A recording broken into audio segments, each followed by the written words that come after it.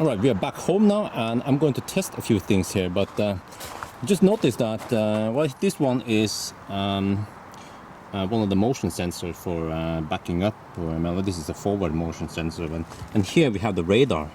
I wonder if it's heated, so I have the thermal camera here, but when I look through the thermal camera, well, I mean, it appears to be somewhat hot-ish, but if you look on other places on the body, it also, well, I mean, if it's heated, then maybe it's smart enough to not heat it during summer.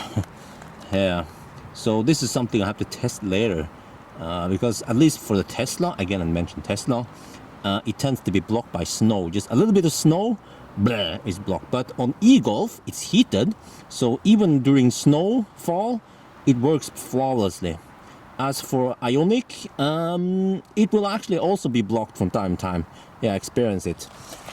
So I hope they improve that part. But anyway, so I have UMC here, and I want to see if I can charge on the UMC.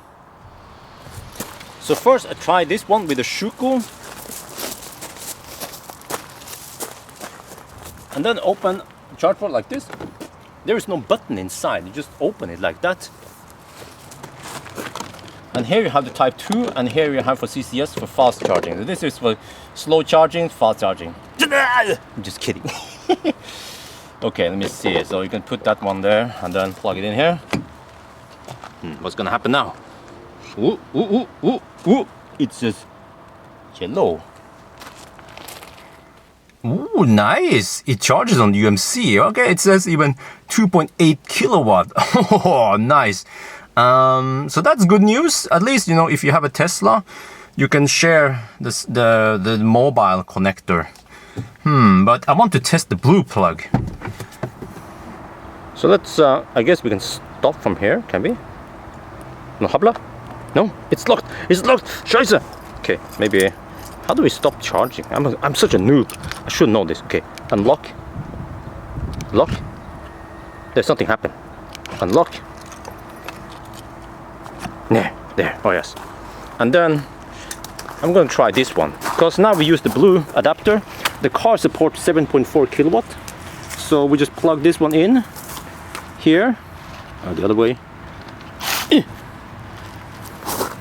like this, and now we're supposed to get 32 kilowatt.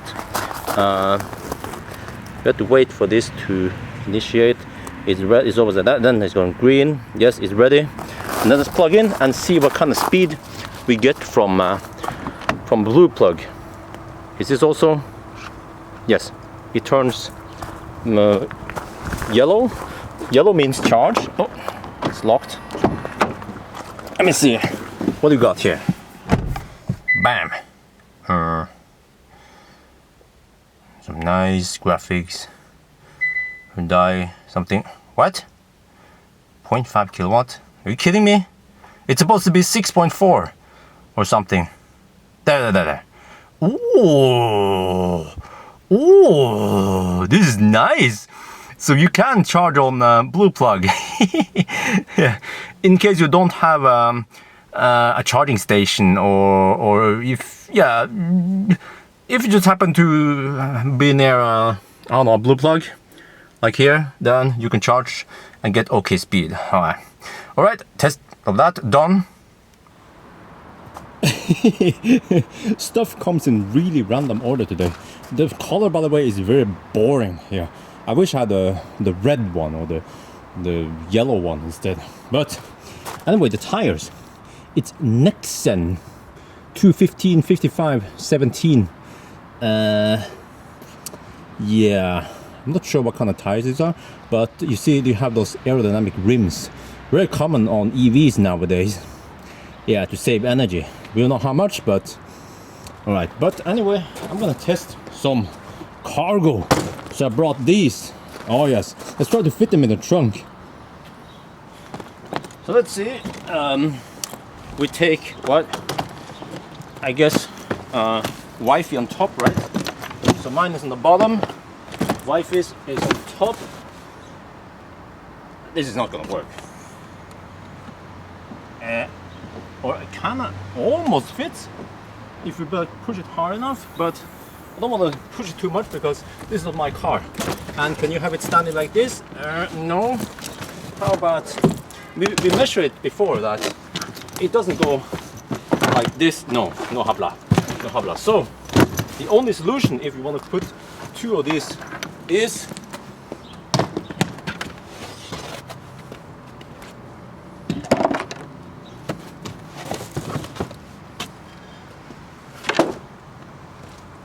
okay. Now we took some of this stuff out. Let's try again. So I guess wife in the bottom this time, and then mine. Well, actually, no. For all we know, this could be mine because after I listen to gay pop radio. Well, maybe we should have the 69 configuration there and there. You know what? Mine seems a little bit bigger. This is Tetris.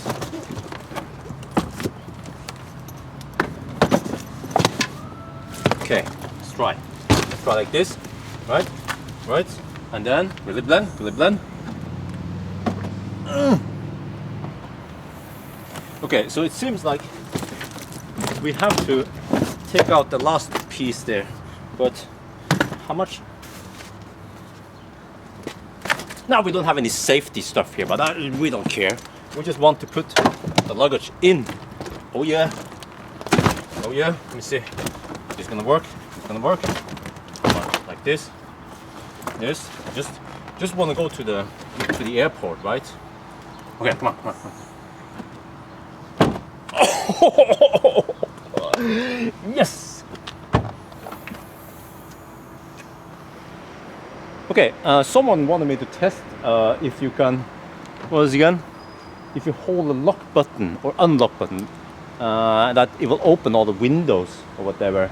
Let's see what happens. That was the unlock button. No habla. Let me see. What about the lock button? Lock and hold it down. No, I don't know what's so nice with that feature. Now, what is this? Hold. This is for trunk. It opened the trunk. What's the point of that? I can just open it myself.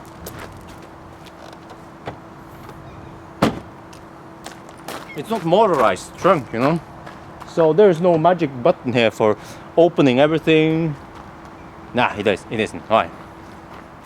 And let's check out the underside of the car. Let's get down and dirty. Ooh, okay. Well, this looks just like the one I showed you earlier. So people are concerned that we will get schmutz in here. Wow, this is a ginormous battery. Yeah. So. Nothing has changed since the one I saw the German car. And then what about ground clearance? Okay, let's measure it. So the ground clearance, well, I should do it on like tarmac, but this will work. Okay, so let's see. We have it's like 16 centimeters. Yes, it's about 16 centimeters. That's what you can expect from this car. So it's not an off-road car. It's just a crossover for driving to the kindergarten or whatever. So according to the display, we are charging at 6 kilowatt right now, and I wonder if I can change the setting. I know in the i3 you can. So I'm just gonna look for it like most people would do, because you never read the manual. No. AC charger, this is just charge level, just how high you want to charge it before it automatically stops. You can change the charge level for individually for AC and DC, but charging limit, you see, energy consumption, okay, yeah, that's one when you can only see when you're driving. So I'm trying to find out where it is, and I can't find it. So charge management, maybe over here. Charging location, charging limit, that's again the charging percentage, not the charging power. Charging current, here it is. Of course, I should have read the manual. So for AC station portable, I'm not sure what this one is counted as. Station, probably portable. Let me see, if I set the minimum, will something happen? Oh, 5.9 kilowatt. let's try the other one, station. Maybe it interprets this as a charging station. There you go, there you go. So actually it's the charging station, not the portable. So minimum is, well, it's not very like useful. Now it's set to minimum, and it seems to be, I don't know, 16 amp maybe, and then reduced. Okay, let me show you here. So we have, it was at minimum, I set it to reduced now.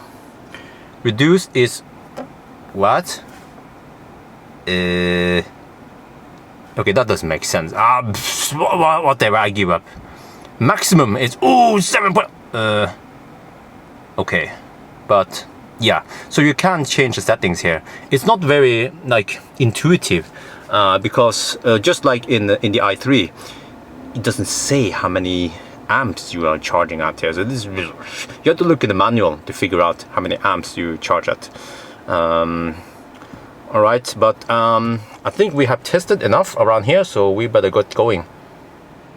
And a Björn test is not complete unless I have tried to fit a lot of banana boxes in the car. So we will have 2 tests. The first test is to see how many boxes we get just with the trunk here, and well, I guess we can remove all that stuff. We can try 3 different variants. First we try the trunk, and then we take all of the crap in the bottom, try again, and then we lay down the seats and see how many we can fit in there.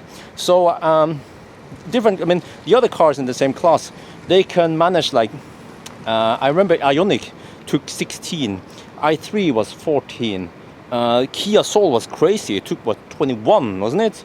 So I'm not sure if this one can match Kia Soul, because Kia Soul is so boxy. But let's try now. Well, not unsurprised, I mean, not unexpectedly, when it's in the standard setting, you can only fit in 3. I tried as hard as I can to like try to put a 4th one in there, but it won't close, you know, it doesn't have that nice boxy shape. I'm a little bit unfair maybe because it doesn't fit in that big, yeah, so only 3 in this mode. Okay, now let's try to remove the floor and see if it become better. Okay, so slightly better. 1, 2, 3, 4, 5. So from 3 to 5, that's better. Ooh, okay, this is the last test, which is as many as possible with the seats folded. So again, I don't want to push the interior too much. This is not my car, but let's count. 1, 2, 3, 4, 5, 6, 7, 8, 9, 10, and on the side. That was 10. We have 4 more here, so that's 14. 1 there, 15, and then 1 there, so 16. So this has the same space as Ioniq. Yeah, I mean, it kind of makes sense because Ioniq is longer, but this one is taller. So 16 then. Still beaten by Kia Soul, and also beaten by the Leaf. Yeah. So alright, let's pack the stuff again. Oh, nice and cold. Yeah, the ventilated seat is on. The LCAS is on. I just call it LCAS, yeah. Which is like the autopilot thingy.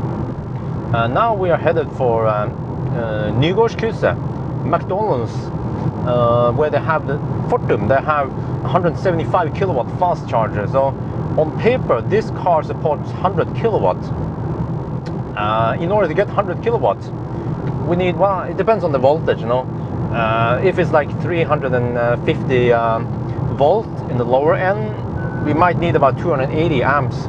So yeah, hopefully the charger we're going to test, the 175 kilowatt, will output, you know, 280 amp, because I'm not going to Arctic Road or the BKK fast charger, because that one is only 120 kilowatts, which I suspect don't output more than about 180 amp. So we won't see the 100 kilowatt there.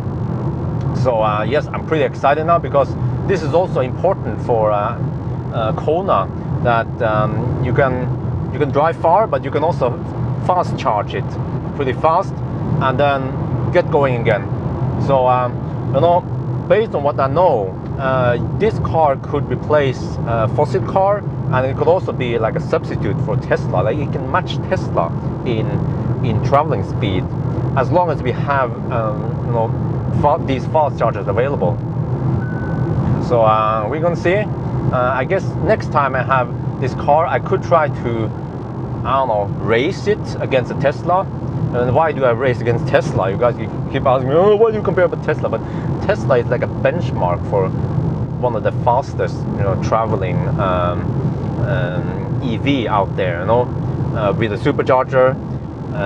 So we can't really compare with other cars, because the other cars, they don't, but they're maybe not out yet, like I-Pace or e-tron. So for now, Tesla, maybe later, I-Pace, e-tron. Yeah, and Byton, well, Byton is a little bit far. Yeah, it takes many years before they are out. But yeah, we'll see now. I'm really excited about this. This is it. Here are the lightning chargers. Well, that's what Fortum calls them. I look at the numbers here, by the way. 335 kilometers, blah blah, 16.8, 70%. I charge about 5%. I forgot to check, but based on these numbers, I estimate that we actually have about 64 kilowatt hour available. So that's pretty good. It seems like, you know, the announced 64 kilowatt hour is the net capacity, not the gross capacity. So just like Ioniq, you know, they use the net capacity. So most likely this battery is bigger. It's maybe 70 kilowatt hours. Yeah, but okay, so now we're going to record the charging session. So I need to go and eat, prepare, and then I'm gonna sit in the car for like 1 hour and watch. And of course, as a true camper, I will eat in the car. I brought some milkshake. Well, I prefer using it in my right hand to shake it. And then some buns. So I set up the camera now. I'm going to record. The info will be over here. Okay, let's pump this one up. Okay, let's plug it in and see what happens. Well, that was a big bummer, because this one is totally out. I called Fortum and they said that they are going to replace some parts. You see, it's all black. Yeah. This one doesn't react because it's powered off. And then this one, you see the CCS? I don't know if you can see it, but the CCS is not working. Chademo is working. We try restart. I call Fortum. They rebooted the charger, but it doesn't work. So really bad luck. I still want to see the charging, so we are going to the Arctic Road or the BKK charger instead, which is not as powerful, but I want to see what speed we get over there. So let's get going. We are now at the fast charger location in Vestby. So this is the second best option we have, 120 kilowatt fast charger. It will probably not reach the maximum speed for the Kona, but anyway, let's try. So it was Arctic Roads who had it before, and now it is BKK. So let's plug it in and see what we get.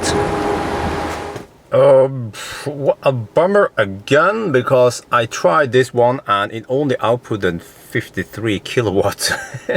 So I give up on the charging today. There is another one in, let me show on the map here. Let me see, how do you zoom out? Like this, I guess? No, wait, constant, okay. There's another one at over here. We could go there, but it will take too long. Let me see, can I do this? Can I navigate here? Like there? Set a destination. How far away are we? 44 minutes. Yeah, insufficient. Okay, let's. No, but you know what? it doesn't matter because that one is also 120 kilowatts. So I will only get like, you know, ionic speed, like 70 something kilowatts. So there's no point to test it. I will test it in 2 weeks over here next time at the Nygårdskrysset. So the 175 kilowatt charger is the one I want. So yeah, so now we just have to juice up enough so we can get back to the airport. Okay, so I went to a Fortum charger right across the road here because well, Fortum is included in this the test ride package here. And interestingly, well, you see, I was getting 54 kilowatt on the so-called 120 kilowatt fast charger.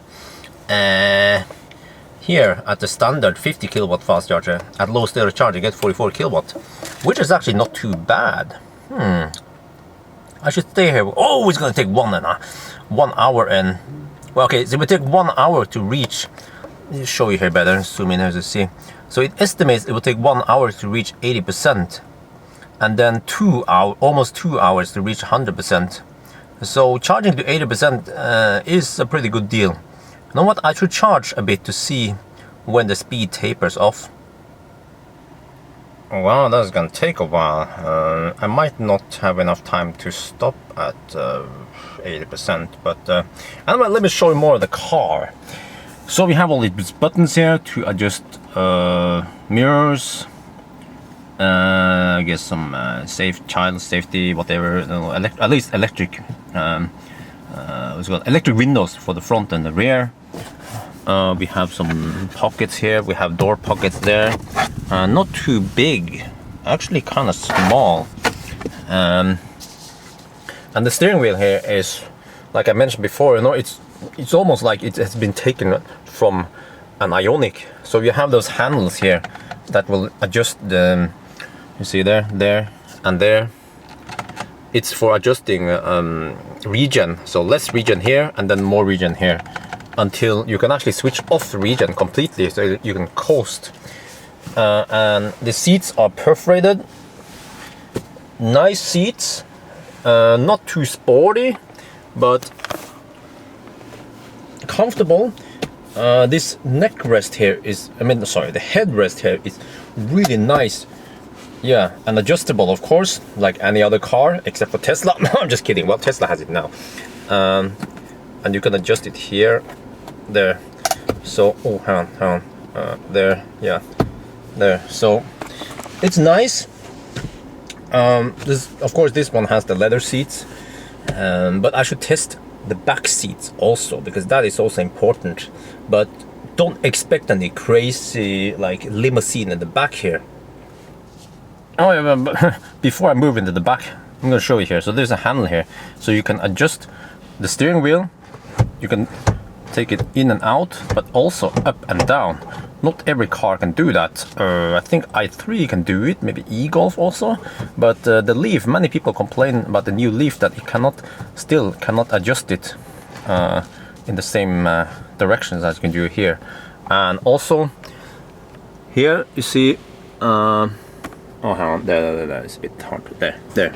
This one has a light there, and you have a mirror, and it's big, nice and big, just the way I like it. Sun visor, and it also extends. Yeah. So it's like, you know, basic design, right? And here we have the settings for the lights. Yeah, or is this LED? It's probably LED, yeah. And then you can have your sunglasses here. Again, pretty standard on most cars. And in the back, how is it in the back? Well, you have some space here. A little pocket here on the back side. And that's pretty much it. You sit very upright because of the shape of the car. You sit very like up. Let me see, I'm going to show you what we have in the door here. So the nice finish, it's kind of hard plastic-ish. Yeah, a lot of hard plastic in this car. Okay, this one is nice and soft. So I get the impression, you know, they're more like, okay, this one is also nice and soft, but it's similar to Ioniq and Kia Soul, but not on the same level as the new Leaf. For instance, here, this is the same color as the car out, like the paint color. So they should have covered this with something, so it looks more like premium. And then we have door pocket here, and the speakers there.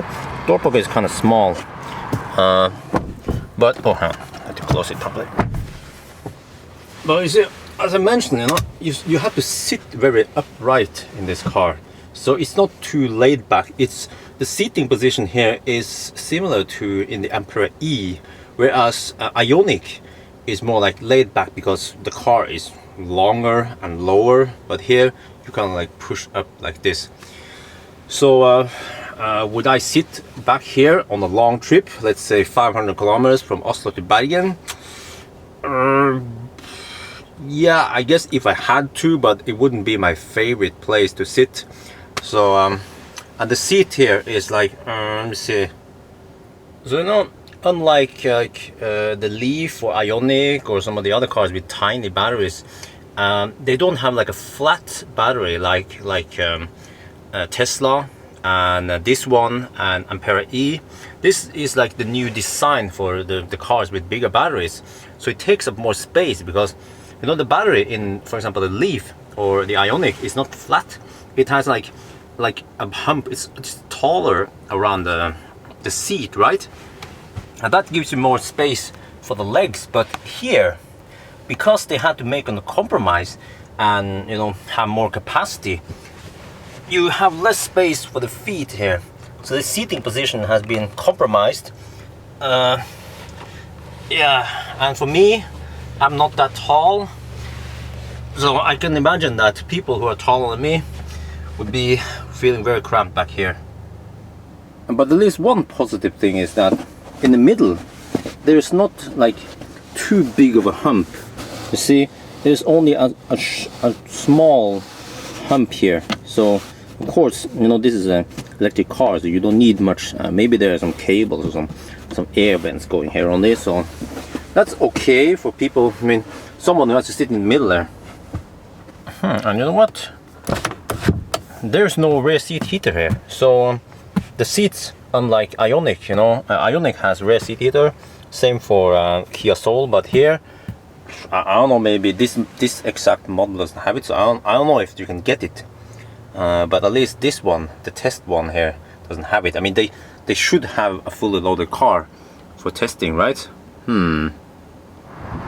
Right, and how is the space for the passenger? Well, let's see. By the way, here you can see better the adjustments. You only have like tilt.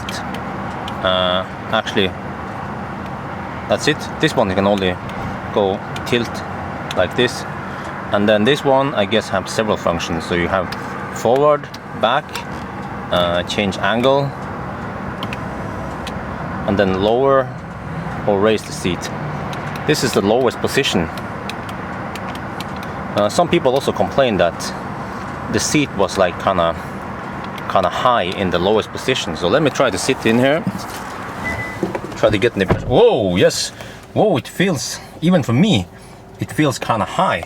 Like, yeah, some people want to have it lower for like a lower, like a more relaxed position, but it seems like they force people to sit more upright, like I mentioned in the back there, because of the shape of the car.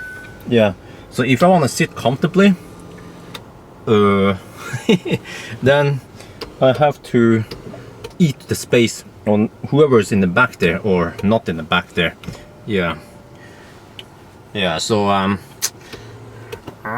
this car is small, but at least the footwell here on the passenger side is kind of deep, so I can like poke my feet in there. Yeah, so in case I need to push my seat more forward, then I will still, but it still feels a little bit cramped. There's like, I don't know what the heck is down here taking up space, but I feel a little bit cramped here compared to the Byton maybe, but the Byton is different. So but like the i3 is more open in the front here, so this is like, feels like I-Pace, very like you have all these panels and stuff in it. Yeah, so I don't know, you don't have too much space to put your legs if you want to, like, you bump into this one on long trips, you want to change position, and there's not much room to do that. What the heck? The charging just stopped, right? It was like error 50, so I started it again, and now we have an error 62. This is like, what the heck? I mean, I use CHAdeMO. Well, actually, you know what? I use CHAdeMO not when I drive my Tesla. I don't use the CCS, but I heard about people getting weird errors with their Ioniqs or i3s or whatever. So seems like maybe the CHAdeMO has less error than the CCS. But well, I hope I have enough juice. Let's just get the heck out of here. The tritium charge attempts to be not good friends with Ioniq or even Kona. So I think we have enough juice to maybe even get back to the airport. Oh, hang on. This is also a little bit. Well, it was such a nice day until I got these charging issues here. Okay, let's get the heck out of here. Great parking, by the way. This is like Kona parking. No, I'm just kidding. We are yet at another Fortum charger here at Shell Mortensrud, because you know what, I want to find out when this charging speed throttles. So right now we are charging at 45 kilowatt. We are using an ABB charger. They are more reliable than the tritium chargers. Maybe for, you know, these Hyundais, yeah. But so far, what do I think about this car? I like it because, you know, if you think about it, like, if you can get your hands on one, because there'll be lots of people ordered it, so you might have to wait like 2 years before you get yours. So but at least if you can get the car, it's like the best choice for now. If you consider the price, the range, the charging speed, well, that's what I'm trying to find out, and the efficiency. So that's like the basically, you can drive pretty far with this car, and you can charge fast. And well, I haven't confirmed, but you know, there shouldn't be any like overheating issue here, because you have active liquid cooling and also battery heater. Now, what I don't like about this car is that it feels a little bit too plastic-ish. Yeah, actually, I get the impression that Ioniq interior is like one step better than this, and also the new Leaf interior is even one step higher than Ioniq again. But maybe they had to do this. The roof also seems a bit cheap over here. So yeah, so maybe they had to do something, you know, some compromise, because after all, you have a freaking big battery under here, and if you want to go for a car like with this battery in this price range, you have to go for Ampere E. But Ampere E is way more expensive, and so, you know, the price, like price-wise, this car competes with well, this cool reflection handle. It looks like I have sideburns, yeah. Like the king, yeah. Oh, okay, let me try to move it away. So I mean, price-wise, this car competes with you know, new Leaf, maybe like top spec Soul, maybe. But it doesn't. It's cheaper than i3 and e-Golf. So, in my opinion, why would you buy an i3 or e-Golf unless you want, you know, you just want those extra things that the e-Golf has? For instance, even better like adaptive headlights and better interior. One of the best interior in its class. And then the i3 is more like more power, more. The i3 is like, it's not my favorite. It has very limited space, at least for the trunk. It's only a 4-seater, whereas this one at least is 5. You can legally transport 5 people here, but maybe 5 Asians, but not like 5 big, large Norwegian Vikings. So well, I'm not too fond of that. 2-layer like middle console thingy, but on the other hand, it's like a compromise, because they needed to put so many buttons in here. So I guess Ioniq is better, maybe. I don't remember exactly how Ioniq was, but the Leaf is like there is only this console right in the middle, but then there is no space under it. So in a way, this is like the solution is clumsy, but at least you have the space there. So it's better than the Leaf. But is it better than Ioniq? Not sure. The i3 is just wide open, so woo, yeah. But I think, you know, I like this car. I mean, would I buy it? Yes. I mean, if I had to buy a car, an EV in this price range, Kona would be like really strong, strong like option here. Like, what other options do you have? Well, I already mentioned the other options, and then yeah, you can't really compare this car to I-Pace. I-Pace is larger and more expensive. e-tron is even bigger and even more expensive. And Tesla, yeah, Model 3 is also more expensive. The base Model 3 is like this, maybe the same price as a fully loaded Kona. So yeah, to me, for now, Kona seems to be the winner until Ioniq, until Hyundai makes an updated Ioniq, for instance, or whatever. But you know, the efficiency on this car is like it can almost match Ioniq, and it will actually beat many of the other cars. So I haven't done like a head-to-head comparison, but you know, when I did the test, it was very good. Yeah. So okay, now we just have to see. We are charging. See what happens. Since we have more time, let's play with navigation. Okay, let's see. Let's go to Storgata. No, what? Nære, what? No, I want to go to Storgata. There's always a Storgata somewhere. Right? Okay, let me see. What options do you have? Huh? Oh, it's city. Ah, I'm a noob. City. Gee. Okay. You have to choose city first. Well, I wonder if you can choose, let's say, no, you can't. Okay, you have to choose city first. Okay, Oslo. That's a bit cumbersome. Okay, Oslo, Storgata.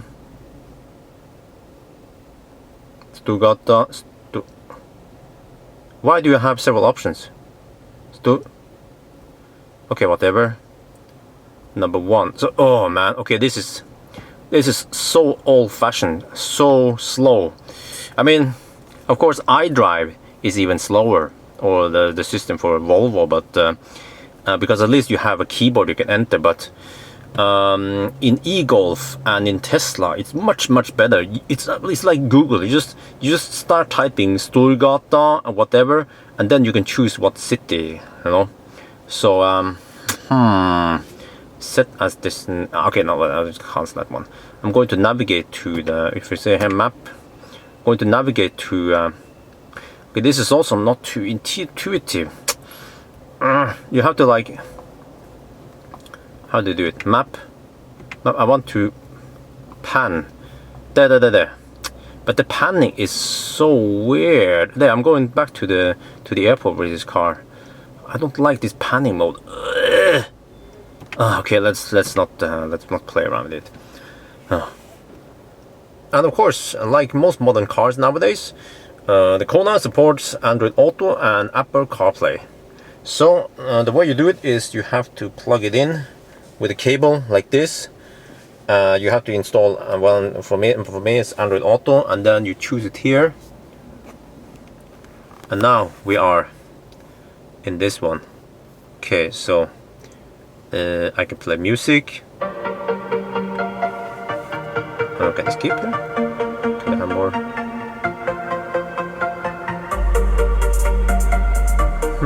Oh, that's deep bass. Okay, and then I can go here. I guess this is Spotify.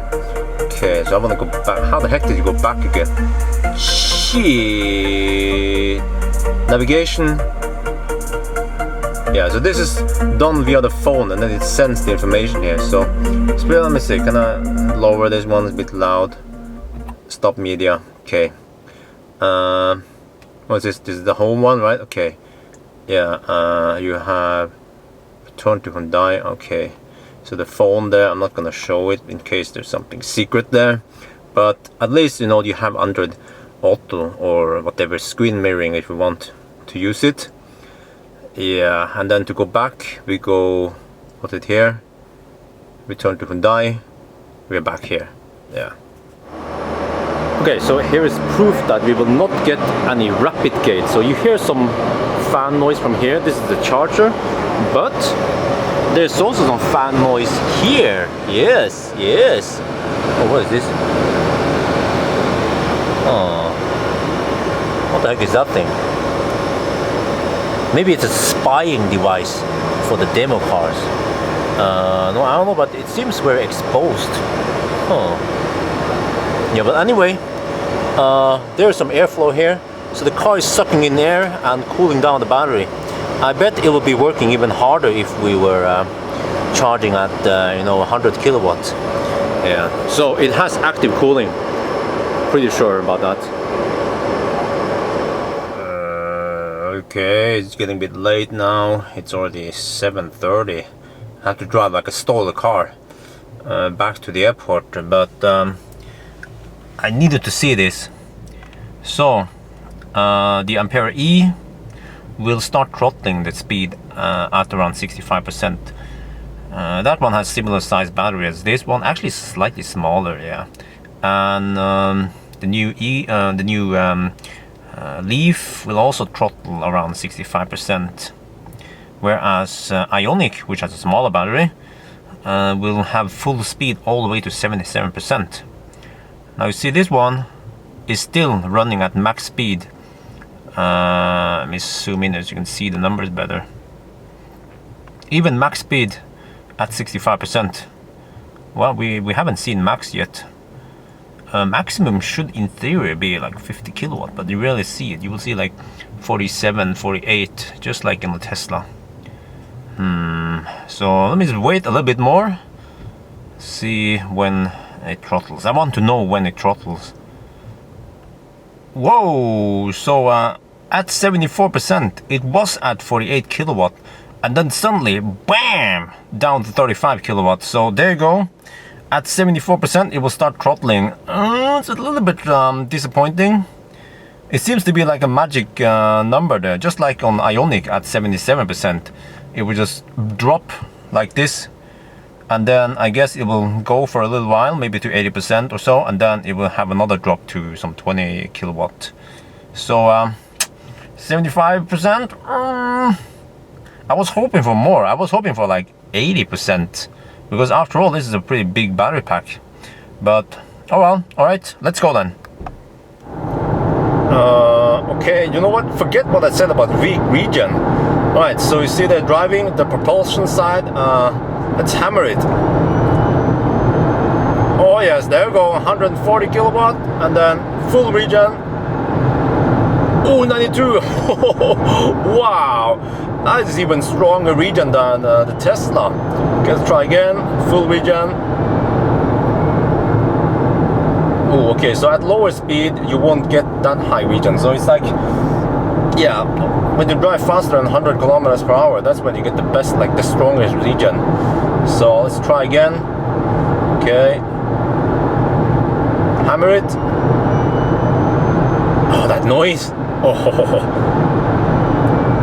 87, 82. Okay, wow, that is strong regen at high speed.